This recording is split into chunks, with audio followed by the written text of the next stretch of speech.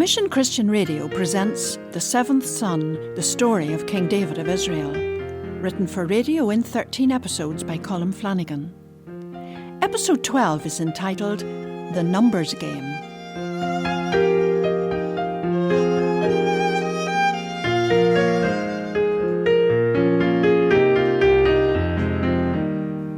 My brother David was a great king, the greatest king the people known as the Israelites would ever know. I've said that before, and I will say it to my dying day. He loved the Lord God, and all through his life, even in the bad times, he wrote songs of praise to him, and other songs which expressed his doubts or his fears or anger. Today, of course, they're called the Psalms of David. But he was human, very much so. Some of the things I've been recounting don't show him in a good light at all. He could be terribly stubborn when he wanted to be. It caused him and those around him a lot of pain. And he made an awful mess over the census, or the numbers game as I called it. This one also began one day as we took our customary walk along the city walls in Jerusalem.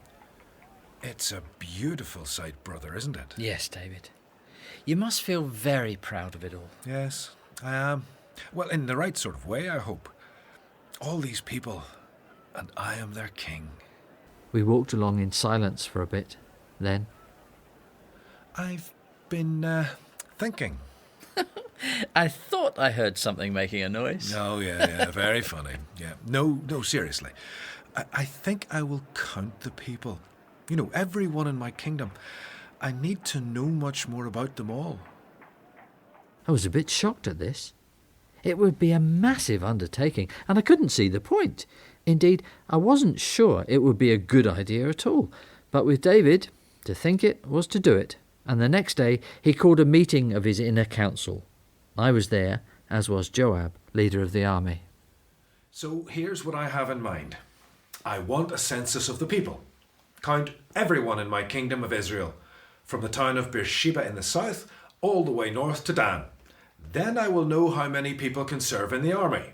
Well, if you must do it, that seems reasonable enough. Although surely, as things stand, we aren't expecting any serious conflicts. I mean, the Philistines have pretty well accepted your rule, and we've given the Ammonites and Syrians enough beatings to keep them quiet too. Indeed, Your Majesty, your brother is right. The army is sufficient for any tasks it may need to do. I do not think this is a good idea at all. Why not, Joab? Well, speak freely. Your Majesty, even if the Lord made your kingdom 100 times bigger, you would still rule everyone in it, and everyone would accept your rule. They would fight for you and die for you if necessary. Why do you need to know how many soldiers you might have? You've always had enough before. Well, that's not how I see it. I want a full census. I want every single person included.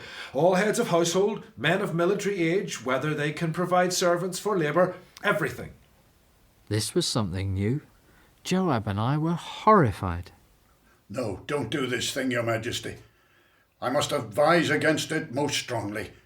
People will become very angry at this. I am becoming very angry, Joab.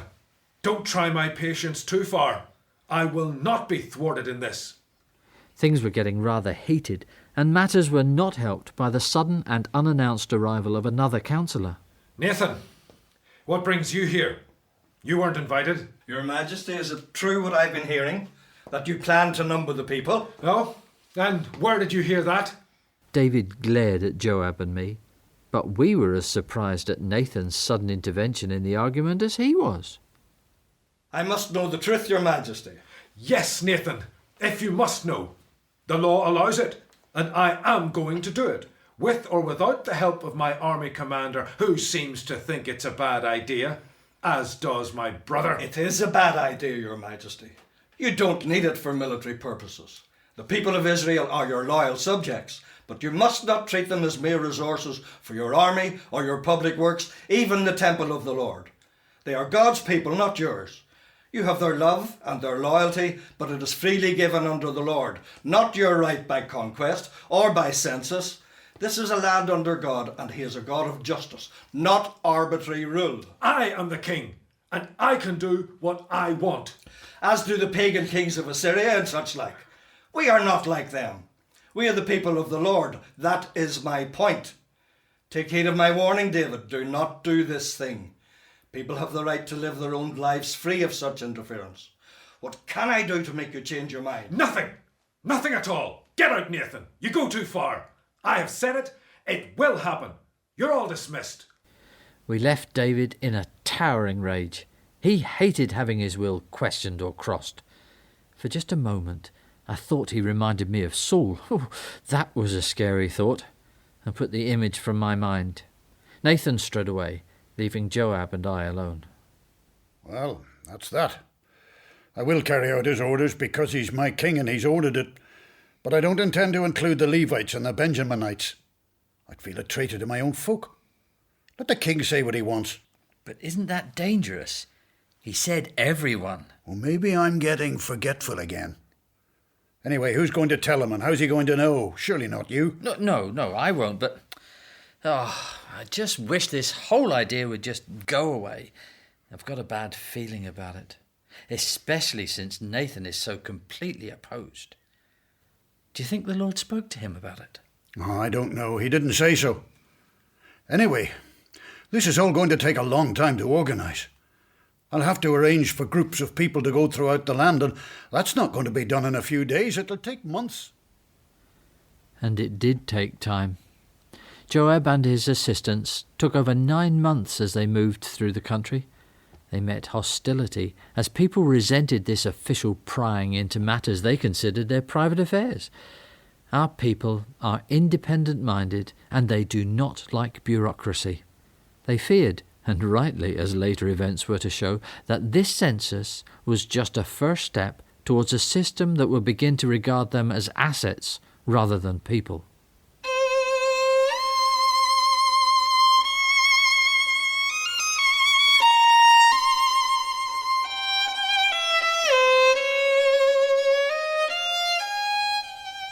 But finally, it was all done, and Joab reported to David, only to find that David was beginning to believe that perhaps the whole thing had indeed been a mistake. Just how big a mistake he was about to find out. We'd both gone out into the country, as we often did when David had things on his mind. You know, there are times I'd almost wish I was a shepherd boy again. You don't really mean that though, David, do you? Well, no. But in one sense it is true.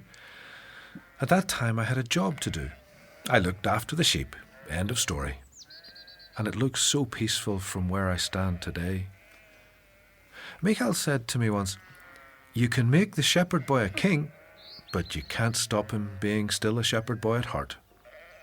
She meant it to hurt, but the point is, it's true in a way. Michal knew me so well. She was my first true love. It's a pity the way things turned out. Maybe if I'd stayed with her, we might have both been saved a lot of pain. I stayed silent.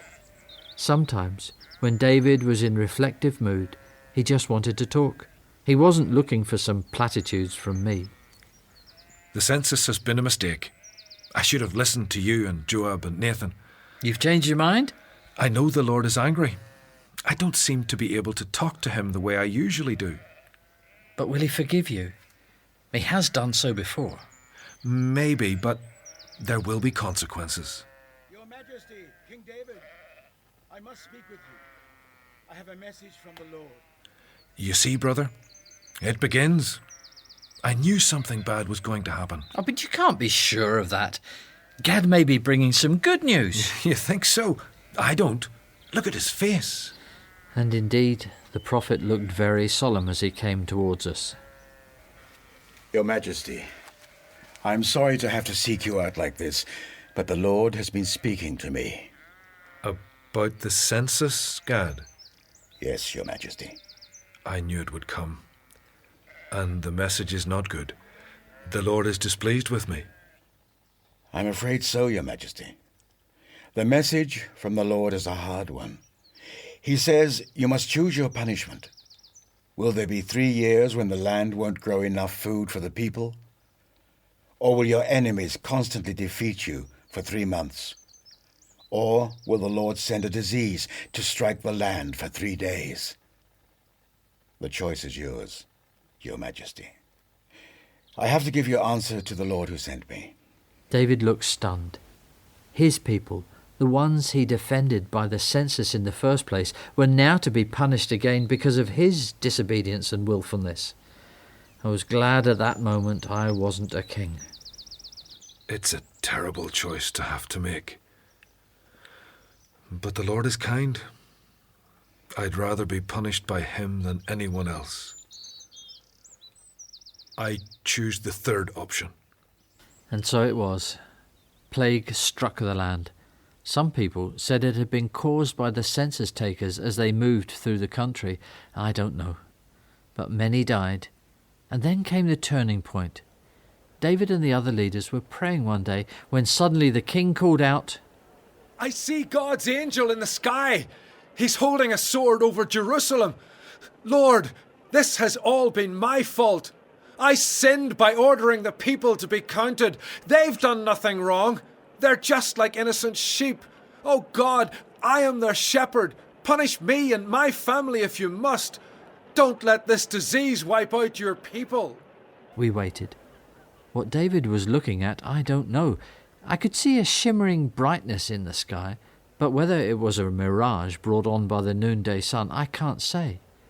Just then, I saw the prophet Gad move to David's side. He spoke something quietly. Come, I must go to a place the Lord has told me of. There we must build an altar which will protect the land. We moved off, and after a short while came to the property of a man called Araunah. He and his sons were threshing wheat, for it was harvest time. The shining presence went before us, and when the boys saw it, they ran away in fear. Araunah stayed and bowed to David. Araunah, will you sell me your threshing place? I wish to build an altar to the Lord God here.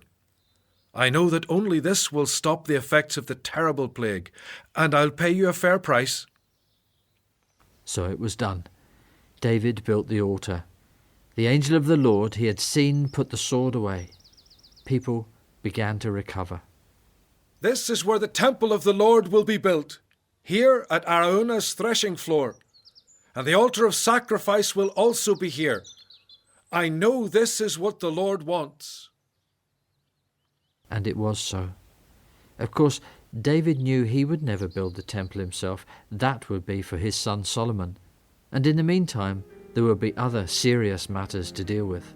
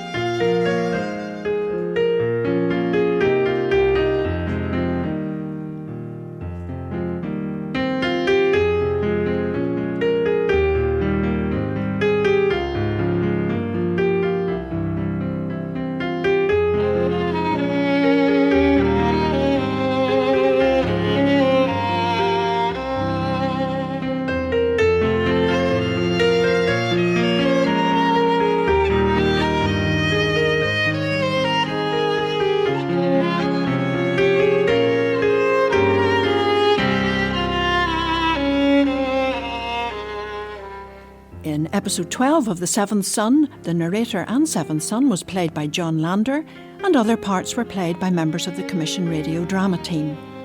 The play was produced in Belfast at Commission Studios by Colm Flanagan. Episode 13 is entitled The Final Curtain Falls.